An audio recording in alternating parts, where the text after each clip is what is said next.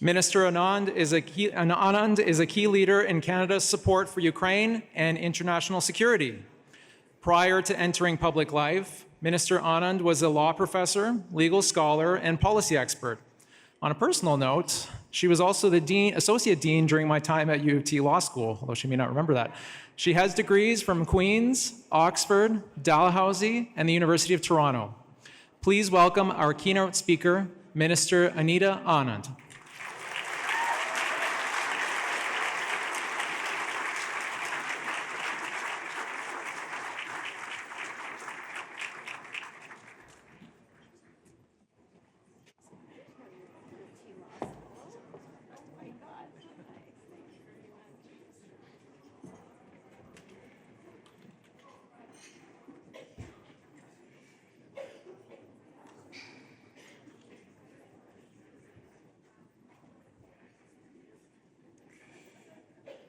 Well, good evening, everybody, and thank you so much for that very kind introduction. And I'm sorry we didn't know each other at U of T Law School, but the future is bright for all of us.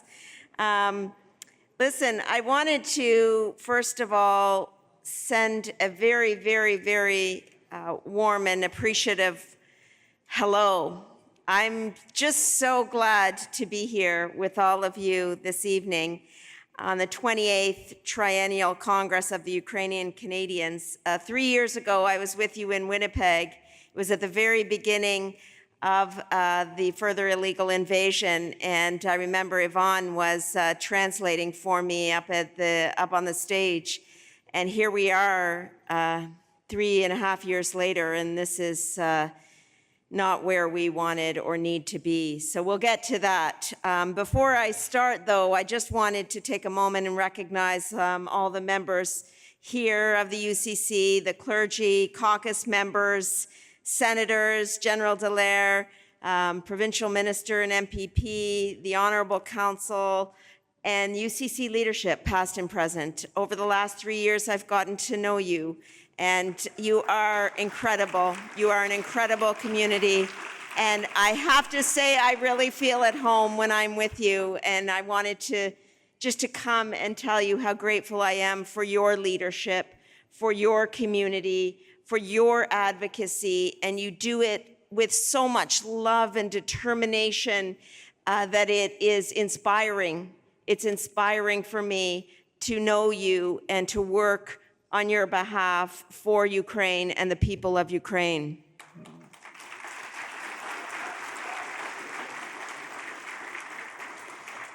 I want to take a moment and recognize the award winners who are listed in the program. I know some of you, but not all of you yet. And it's a really, really nice touch to be able to recognize members of your community. So congratulations to all of you.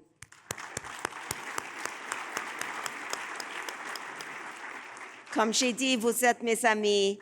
J'apprécie beaucoup votre effort fort, toujours, chaque fois, chaque année, pour notre pays et aussi pour l'Ukraine. And I can't wait to talk to you a little bit about the Government of Canada's efforts and always looking to do more. I don't need to tell you in this crowd, you are some of the 1.3 to 1.4 million Ukrainian Canadians here in this amazing country. We've welcomed almost 300,000 additional Ukrainians into Canada since the onset of the further invasion. And that has been so important to every community across this country.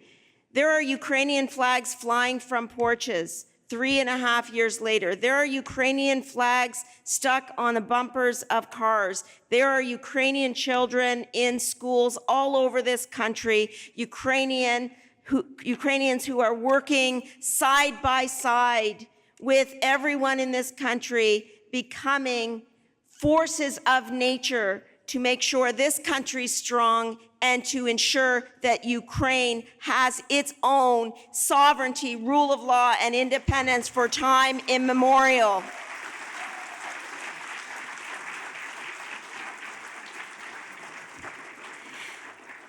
Now, when I last joined you 3 years ago, the world looked very different.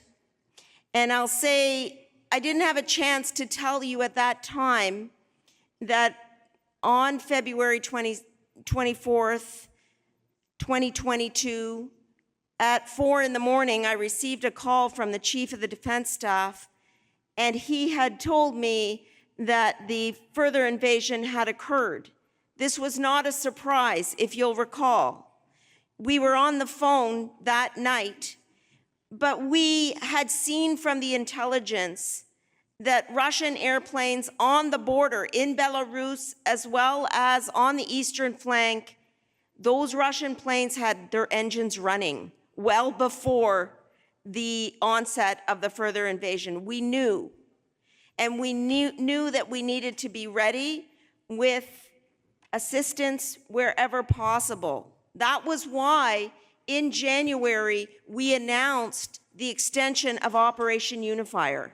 You'll recall, everyone here knows what Operation Unifier is. You'll recall that we have been side by side with the Ukrainian Armed Forces, training Ukrainian Armed Forces members, and I want to add, learning from them as well, that it is a reciprocal relationship, and we look forward to continuing to support the Ukrainian community, the Ukrainian Armed Forces, and Ukrainians generally until this war is won.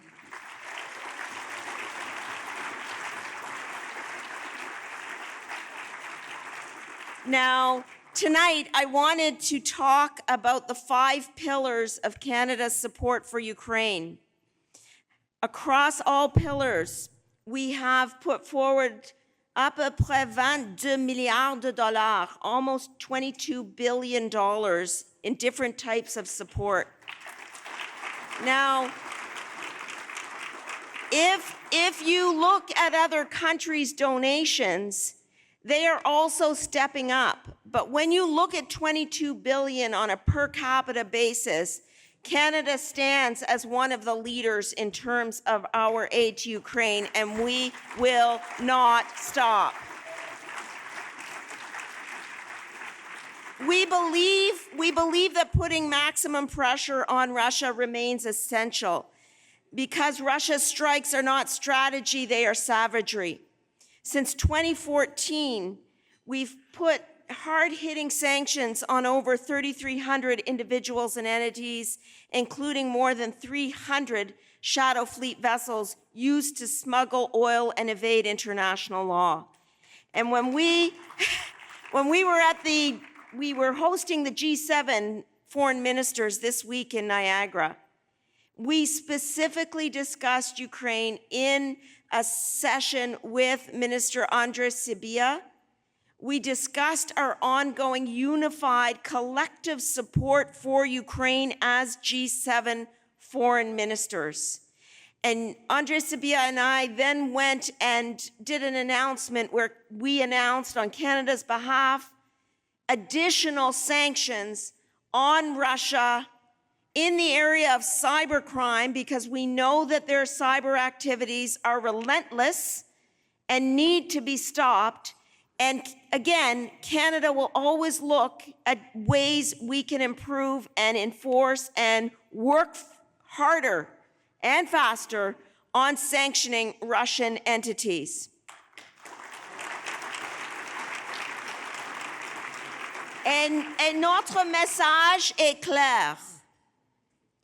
Il y aura des conséquences. There will be consequences for those who enable Russia's war, and we will continue to hear from you as a community and to ensure that we are doing whatever is possible to increase that severity of our sanctions regime, which is almost at 4,000 individuals and entities at this time.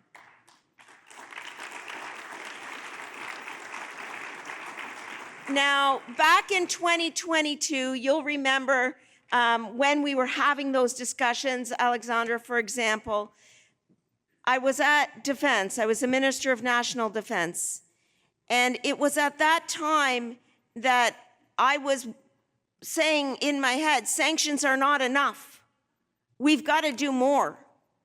And we need, as a country, to step up militarily, not just with Op Unifier, which has now trained about 45,000 Ukrainian Armed Forces members, but also providing military assistance needed to defend sovereignty and protect lives. I think we all agree. Ukrainians have shown extraordinary determination in defending their country, extraordinary sacrifice, which every single day is both heartbreaking and inspiring. And it is what motivates us all to ensure that we're doing whatever is possible. Now, since 2022, Canada has committed more than $6.5 billion in military aid, including the $2 billion announced by Prime Minister Carney in Kananaskis at the G7 Leaders Summit, where President Zelensky was present. And through this support and through these announcements, we've also contributed to the Pearl Initiative of NATO as one of the first countries to step up with the $500 million donation through NATO and NATO's allies. And since then, we have seen other countries follow suit collectively, and that's the work we're doing on the front line. What can we do individually? What can we do collectively? And our message is simple. Ukraine's fight for freedom will never be fought alone. Now, so back when I was in defense, what we did is we would, as defense ministers, get together every month at the Defense Contact Group, which was organized by Lloyd Austin in the United States under the Biden administration. And every month, countries would come together, usually in Ramstein, sometimes in Brussels, where we would put on the table what aid we could provide. 155 millimeter ammunition, tanks, etc. And now what we see, that organization still continues, but there's another leader-level organization called the Coalition of the Willing. And Canada plays a leading role in the Coalition of the Willing, providing robust security guarantees and long-term peace and stability supports for Ukraine post-conflict. And this includes strengthening Ukraine's armed forces and coordinating allied air, land, and sea support. And we've got to continue with the Coalition of the Willing efforts.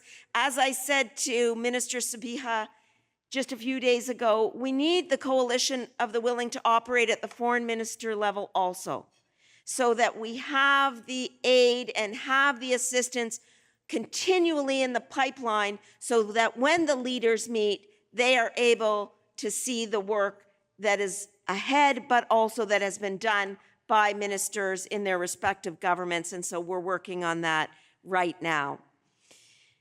Number 4 is the abducted children, the work we're doing to bring abducted children home to Ukraine.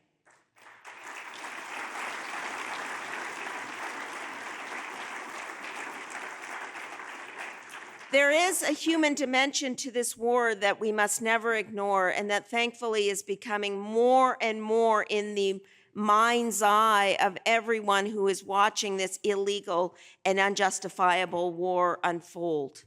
And that is in regards to the children who are taken, abducted, indoctrinated, and kept away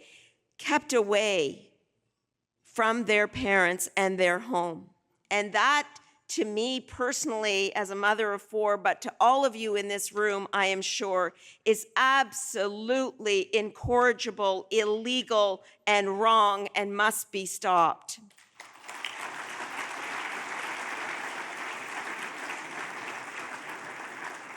Aucun enfant ne devrait être arraché à sa famille.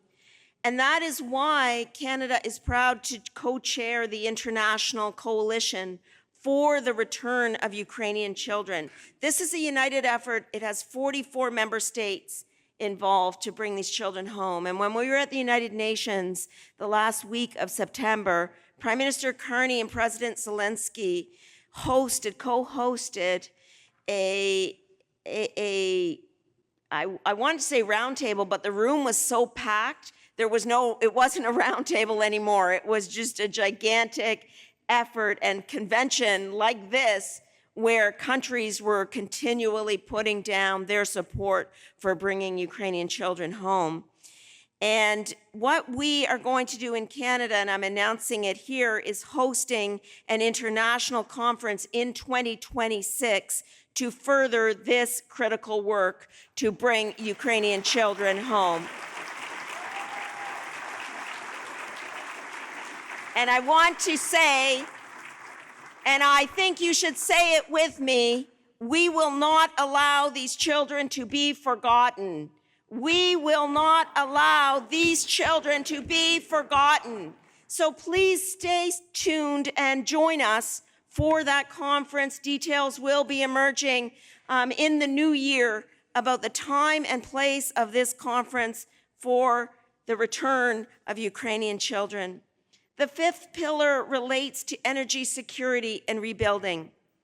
This is the subject not only of a meeting that we had at the G7 Foreign Ministers Summit, but also a week earlier where the energy ministers of the G7 also invited Ukraine to the table, where Canada put on the table a $70 million contribution to the Ukraine Energy Support Fund to help repair critical systems damaged by Russian strikes.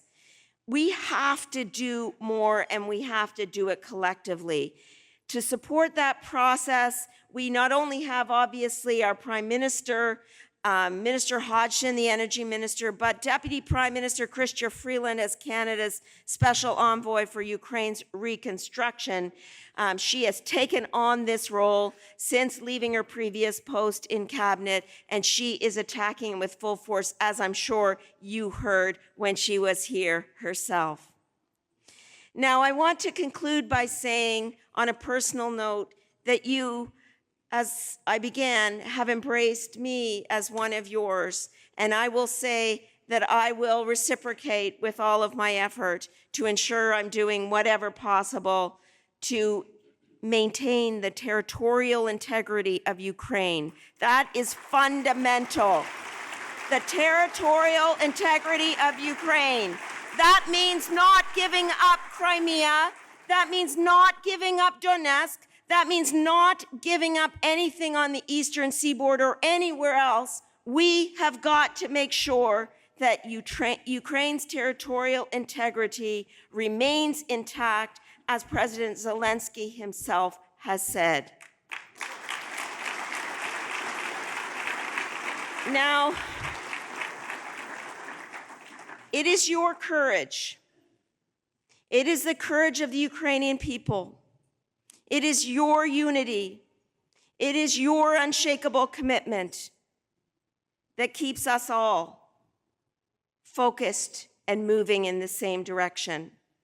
You show the world what it means to stand for freedom. You show the world what it means to stand for sovereignty. And you show the world the meaning of dignity, integrity, resilience, and strength. Ukraine is not backing down. Canada will not back down either. We will stand with Ukraine for as long as it takes. Do перемоги until victory. Slava Ukraini. Heroam Slava. Thank you.